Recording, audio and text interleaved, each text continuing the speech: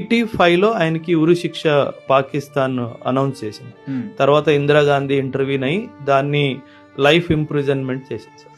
But 2001లో finally తను అక్కడ చనిపోయారు. మనము తనకి న్యాయం చేయలేదు సార్.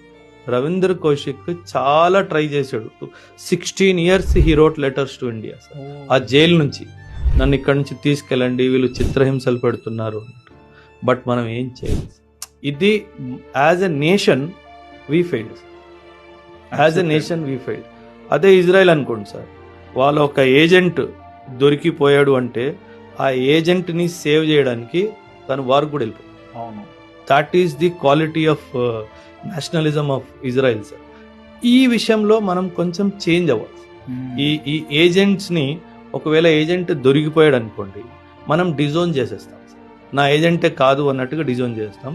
నౌ మనం స్ట్రెంగ్త్ తెచ్చుకోవాలి సార్. యాజ్ ఎ ఎంతోమంది జవాన్లు మన కోసం ప్రాణత్యాగాలు చేస్తుంటే మన దేశంలో ఉండి కొంతమంది ఎదవలు ఆ నా కొడుకులకు సంకనాగుతారు. మేలుకోండిరా, ఎప్పటికన్నా మారండిరా. పాకిస్తాన్ సపోర్ట్ చేసే ప్రతి ఎదవని ఏర్పాడే ఎన్కౌంటర్ చేసేయాలి. జై హింద్.